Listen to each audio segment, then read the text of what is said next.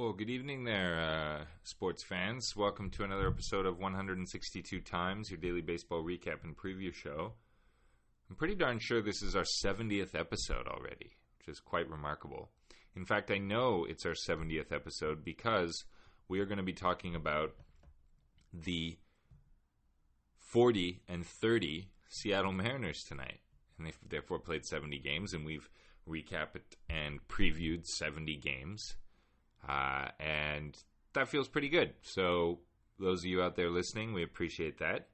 We're going to do our thing tonight. We've got a Mariners game from last night. It was the third game of four that they played in Seattle against the Chicago White Sox. We'll take a look at the final game, which is going to start tonight at 9:40 p.m. Eastern Time. And then we'll look around the league, see what happened on Wednesday, June 12th. See how the other teams that are sort of in the mix with the Mariners did and all that jazz. So let's get right into it. Let's talk about last night's action. And it was another win for the Never Say Die Mariners, the Cardiac Mariners. I don't know how you want to describe it, but it was a 2-1 final in 10 innings. Mariners win 2-1 in 10. They go to 40 and 30, as I said. That's first in the AL West. That's 10 games above 500. I don't remember the last time they were 10 games above 500. Not even in the playoff year. I don't remember them getting that high above 500, I don't think. The White Sox, on the other hand, are 17 and 52, significantly under 500, and they are dead last in the American League Central Division. It was a pitching duel, but it was still an entertaining game. The White Sox only managed 3 hits for 1 run. They committed no errors, and the Mariners put 6 hits on the board and got 2 runs out of it. At the end of the day, the win went to reliever Trent Thornton, 3-1 now in the year with a 3.3 ERA. The loss went to Steven Wilson for the White Sox. He's now 1-3 with a 2.79 ERA.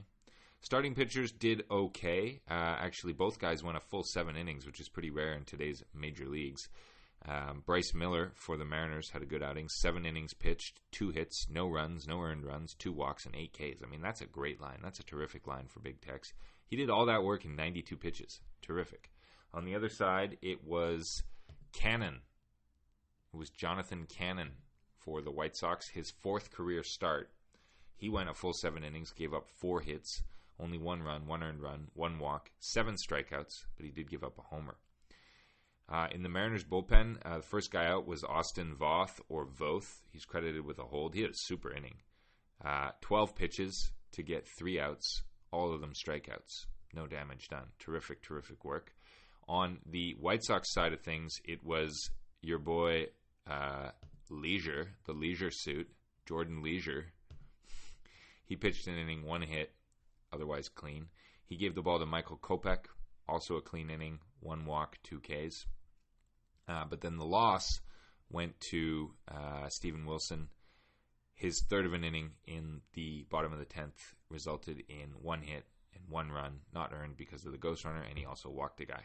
So that was the difference in the game. It was the 1 run the Mariners managed to score in the bottom of the 10th to win the game. Overall, the White Sox struck out the Mariners 9 times, and the Mariners struck out the White Sox 13 times. Super, super game by the Mariners pitching. Unfortunately, it went to extras because right after Austin Voth, or Voth, had that superb 8th inning, I'm going to get this right once and for all. Mike Baumann got the ball, and he blew the save. So it was his 3rd blown save of the year. He did 2/3 of an inning, but the first batter he faced in the top of the 9th was pinch hitting Luis Robert Jr. Came off the bench for the White Sox, and he hit the first pitch he saw, no doubt home run to tie the game. So that was a bit of a bummer. Otherwise, Baumann walked a guy and struck out a guy and gave up that 1 hit and that 1 run and that 1 earned run. Saucedo came on as the lefty to finish off the 9th. He did a 3rd of an inning. He got a ground ball. And then it was Trent Thornton pitching the 10th, and he pitched an excellent 10th inning. It was clean, including 1 strikeout to end the inning, and he was pumped when he hit that strikeout, let me tell you. So that was pretty cool.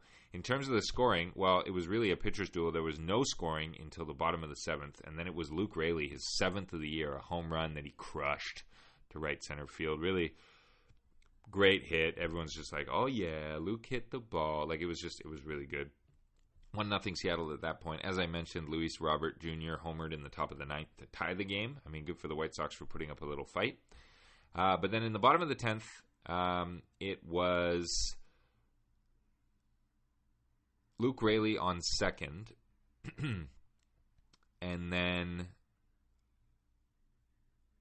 Ryan Bliss laid down a bunt. He almost made it to first because he's got such good speed. But that advanced Raley to third with one out, I want to say, because Bliss was out on the sacrifice. Dominic Canzone then walked.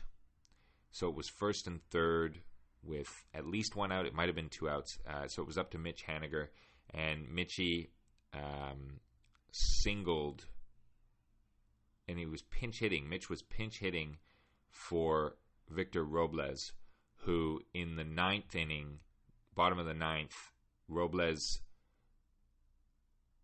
pinch ran for Tyler Locklear, who had a single, and Robles got to second, and then he was doubled off when J.P. Crawford lined out to short. He probably should have waited to make sure the ball was going to get down, but he was trying to score the winning run. Anyway, not another kind of low IQ play from Robles, to be perfectly honest with you.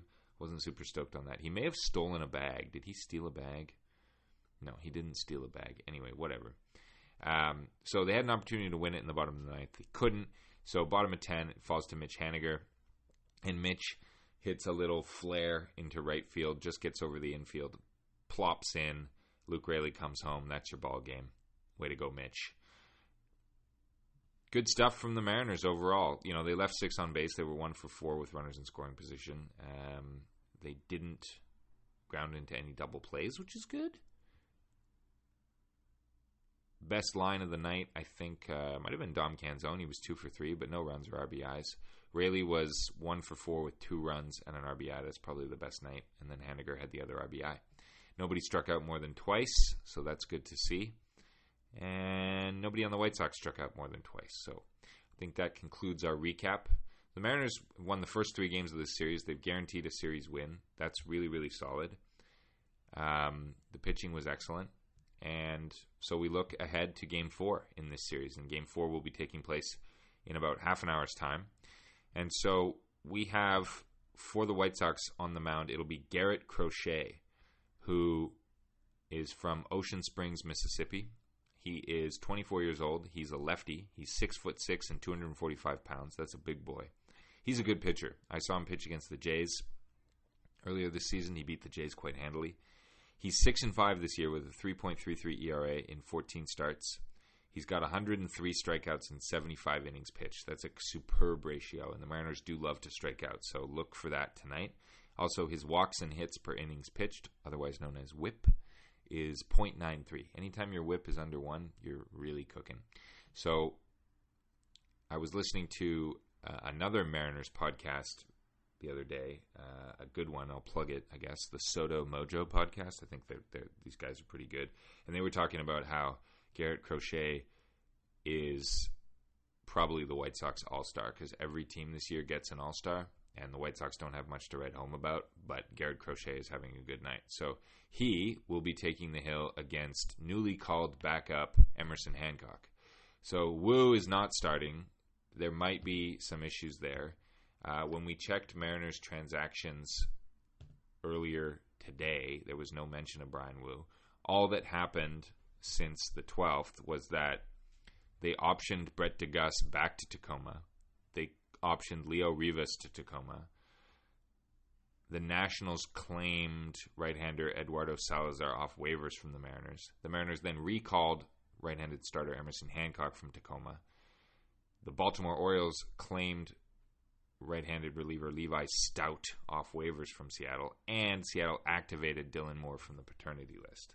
So hopefully all's well with mom and baby for Dylan, and that's why Leo Rivas went back down and DeGuss went back down to make space for Hancock, because he has to make this start. So I wonder if Hancock sticks with the team again, or if he's sent back down quickly, a la Jonathan Diaz. Manager Scott Service was praising the farm system and their coaches last night on the postgame for getting these pitchers ready. So anyway, Emerson Hancock, 25-year-old righty, 6'4", 213 pounds. He's from Cairo, Georgia.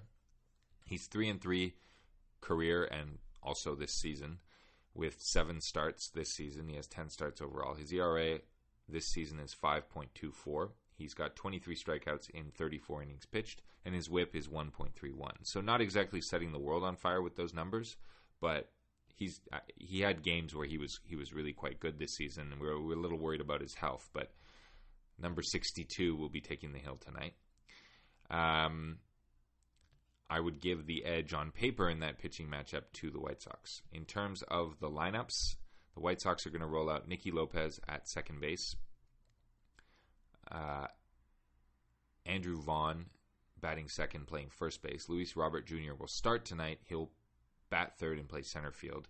Gavin Sheets will DH and bat fourth. Andrew Benintendi will play left field and bat fifth. Paul DeJong will play shortstop and bat sixth. Oscar Colas will be in right field batting seventh. Corey Lee will be behind the plate batting eighth. And third baseman Danny Mendick will get a start and bat ninth. So it's the first time we're seeing Mendick or Benintendi in the lineup. And I'm wondering what's up with Benintendi. He's only batting 194 with a 5.12 OPS this season. It's not really that good for him. But whatever. The Mariners, that is, will put the following lineup on the field. They'll have J.P. Crawford playing shortstop and leading off. Dylan Moore will bat second and play third. Julio Rodriguez in center field batting third. Mitch Garver will clean up and DH. Mitch Haniger will start in right and bat fifth. Tyler Locklear will be at first base batting sixth. Victor Robles will get the start in left field and bat seventh. Ryan Bliss will move up one spot in the order, play second base and bat eighth, and Sebi Zavala will get a start at catcher and bat ninth.